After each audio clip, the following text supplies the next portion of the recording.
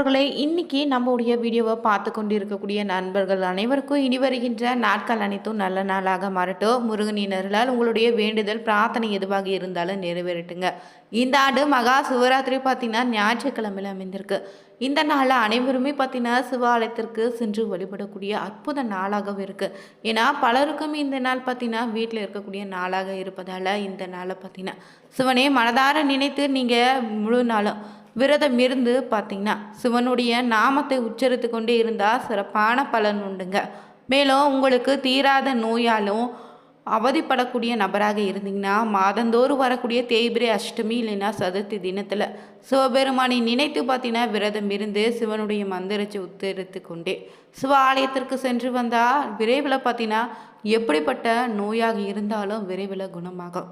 மகா சிவராத்திரி அன்று விரதம் இருந்து சிவபெருமானை தரிசனம் செய்தீங்கன்னா உங்கள் வாழ்க்கையில் இருக்கக்கூடிய எப்படிப்பட்ட பிரச்சனையாக இருந்தாலும் விலகிடுங்க. இன்னைக்கு இந்த பதிவில் எதை பற்றி பார்க்க போகிறோன்னா மகா சிவராத்திரி 2026ஆம் ஆண்டிற்கான வழிபாடின் போது வீட்டிலே நீங்கள் எந்த முறையில் தீபம் ஏற்றி வழிபடலாம். இந்த நாளில் வீட்டில் விரதத்தின் போது என்ன மாதிரியான பொருட்களை சிவனுக்கு அபிஷேகம் செய்தால் என்ன மாதிரியான பலன்கள் உண்டு. மேலும் முழு நாளும் விரதம் இருந்து இரவு கண் விழித்து வழிபடுவதால் உங்களுக்கு கிடைக்கக்கூடிய பலன்கள் என்னன்னு இந்த பதிவில் பார்த்து தெரிஞ்சுக்கலாங்க. மேலும் நீங்கள் புதியவராக இருந்தீங்கன்னா மறக்காமல் நம்ம சேனலை சப்ஸ்கிரைப் பண்ணிவிட்டு கூடவே இருக்க பெல் பட்டனை கிளிக் பண்ணிக்கோங்க. தனிப்பட்ட முறையில் உங்கள் ஜாதக ரீதியாக இருக்கக்கூடிய பிரச்சனைக்கு சரியான ஒரு பரிகாரத்தை பெற்றுக்கொள்ள நினைத்தா வீடியோவில் பார்த்தீங்கன்னா டிஸ்கிரிப்ஷனில் ஃபோன் நம்பர் கொடுத்துருக்கோம். அந்த நம்பருக்கு நீங்கள் கால் பண்ணி தெரிஞ்சுக்கலாம். வாங்க நண்பர்களே வீடியோக்குள்ளே போகலாம். மகா சிவராத்திரி அன்று விரதம் இருந்து சிவனை வழிபட்டாலே பார்த்தீங்கன்னா பாவங்கள் விலகுன்னு சொல்லுவாங்க. 100 அஸ்வமேத யாகம் செய்த பலனை பார்த்தீங்கன்னா இந்த நாளில் உங்களுக்கு உண்டு. மேலும் இந்த நாளில் வழிபடுவதால் பிறவியிலே சுகவாழ்வோம், மறுபிறவியில் சிவலோக வாசமும் கிடைக்குன்னு சொல்லப்பட்டிருக்கு. அதனால் சிவ பூஜை எல்லா பூஜைகளும் உயர்ந்ததுங்க. சிவனை வழிபடுவவங்க அனைத்து செல்வங்களையும் அடைவாங்கன்னு சொல்லலாம். சிவனாலே மங்களத்தை குறிக்கக்கூடிய ஒரு சொல்லுங்க. இந்த மாசி மாதத்தில் வரக்கூடிய சதுர்த்தி நாளில் மகா சிவராத்திரியாக கொண்டாடி இருக்கோம். வருகின்ற பார்த்தீங்கன்னா ஞாயிற்றுக்கிழமை 15ஆம் தேதி மகா சிவராத்திரி பார்த்தீங்கன்னா அனைத்து சிவ ஆலயங்களும் சிறப்பாக கொண்டாடப்பட இருக்கு.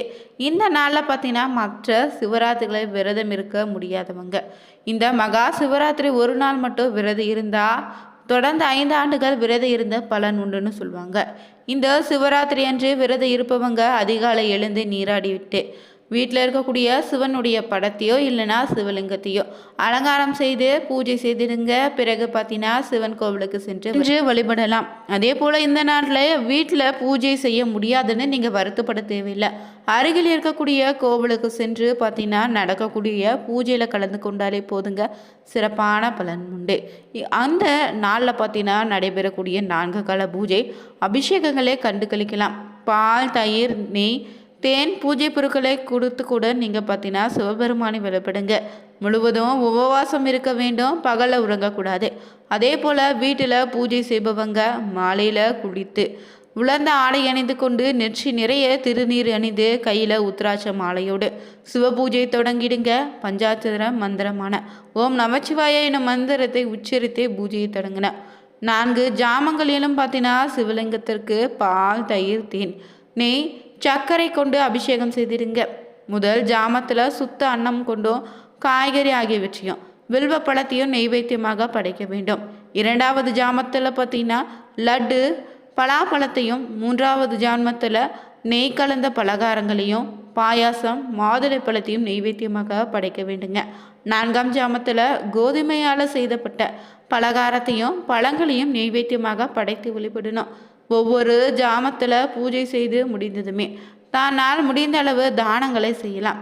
இரவு முழுவதும் கண் விழித்து 4 காலமும் நடக்கக்கூடிய பூஜை செய்ய முடியாதவங்க குறைந்தபட்சம் லிங்கோத்பவ காலம்னு சொல்லக்கூடிய 1 மணி நேரமாவது கண் விழித்து பூஜை செய்யுங்க. பொழுது விடிந்ததுடனே நீராடி நித்திய கடன்களை முடித்த பிறகு சிவன் கோவிலுக்கு சென்று பிரார்த்தனை செய்திருங்க. அதன் பின் உணவு சாப்பிட்டு உங்களுடைய விரதத்தை நீங்கள் இந்த நாளில் நிறைவு செய்துக்கலாம். அதன் பின்னர் பார்த்தீங்கன்னா உடனடியாக தூங்க செல்லாதீங்க. காலை பூஜையும் உச்சிக்கால பூஜையும் முடிக்க வேண்டும். அன்று சிவபுராணம் படித்தோ இல்லைனா கேட்கவோ பகல் பொழுத்தை முழுவதும் கழித்திடுங்க. அதன் பின்னர் தங்களால் இயன்றளவு உடைகளையும் உணவினை தானமாக அளித்தீங்கன்னா விரதத்தின் போது சிறப்பான பலன் உண்டு. சிவராத்திரி நாளில் முழுவதும் உபவாசம் இருக்க முடியாதவங்க பார்த்திங்கன்னா ஒவ்வொரு ஜாம பூஜை முடிந்த பிறகும் தண்ணீர் பால் பழங்கள் சாப்பிடலாங்க. இந்த மகா சிவராத்திரி இரவு தாங்க கண் விழித்து தூங்காம 4 ஜாம பூஜையும் கண்டாலே இறையுறல் பெற்று நாம் விரும்புவதை நிச்சயம் பெற முடியும். அடிமுடி தேடி சென்ற திருமாலுக்கு பார்த்தீங்கன்னா பிரம்மனுக்கும் திருவண்ணாமலையில் அருள் கிடைத்ததோ இதே சிவராத்திரி நாளில் தான். ஆணவம் அகந்தையை அகற்றி சாந்தி சமாதானத்துக்கு வழிகாட்டக்கூடிய காலமாக மகா சிவராத்திரி காலம் அமைந்திருக்கு. பிரம்மா விஷ்ணுவின் அகத்தை அடக்கி சிவந்தால் சரணடைந்த மனசாந்தி பெற்றதும் இந்த மகா சிவராத்திரி நன்னாளில் தாங்க. பிரம்மனும் விஷ்ணுவும் தங்களுடைய அறியாமையை நினைத்து சிவபெருமானின் ஜோதி வடிவத்தை தரிசித்து சிவபெருமானுடைய முழு கடவுளான ஏற்றுக்கொண்ட நன்னாளாக சிவராத்திரி பார்த்தீங்கன்னா மகா சிவராத்திரி அனைத்து கொண்டாடப்படுது. உலகத்தை காத்தவராகவுமே ஏகம்பர பொருளாகவும் ஆதியந்தம் இல்லாதவராகவும் இறப்பு பிறப்பு இல்லாத கடவுளாக சிவபெருமானுக்குரிய மகத்தான ஒரு விரதம் தான் இந்த மகா சிவராத்திரி விரதங்க. இந்த சிவவிரதம் பார்த்தீங்கன்னா அருட்கடாட்சம் நிறைந்த ஒரு விரதமாக இருக்குது. மற்ற நாளில் நீங்கள் அனுஷ்டிக்கக்கூடிய விரதங்கள் பூஜைகள் அபிஷேகங்கள் பிரார்த்தனைகள் யாக ஓமங்கள்னே யாவும் நேரடியாக சிவனை சென்றடையாதான். எல்லா நிகழ்வுகளும் பார்த்தீங்கன்னா தேவர்கள் அஷ்டதிக்கு பாலகர் மூலம் தான் சிவனை சென்றடையும். ஆனால் இந்த மகா சிவராத்திரி விரதம் என்று செய்யக்கூடிய பூஜைகள் அபிஷேகங்களும் யாகங்களும் அனைத்தும் நேரடியாக பார்த்தீங்கன்னா சிவனை சென்றடையும்னு சொல்லப்படுது. இதனால் மகா சிவராத்திரி என்று சிவனை வேண்டி இருக்கக்கூடிய விரதம் பார்த்தீங்கன்னா பூஜையும் உடனடியாக அதற்கான பலன் உண்டுன்னு சொல்லுவாங்க. மகா சிவராத்திரி அன்று பலருமே பார்த்தீங்கன்னா சிவ ஆலயத்திற்கு சென்று பலவிதமான வழிபாடுகளையும் வேண்டுதல்களையும் முன்வைப்பாங்க. இப்படி இந்த மகா சிவராத்திரினால் செய்வதை விட சிவராத்திரி வருவதற்கு முன்னாடியே சில வழிபாட்டு முறைகளை நாம் பின்பற்றினாலே போதுங்க.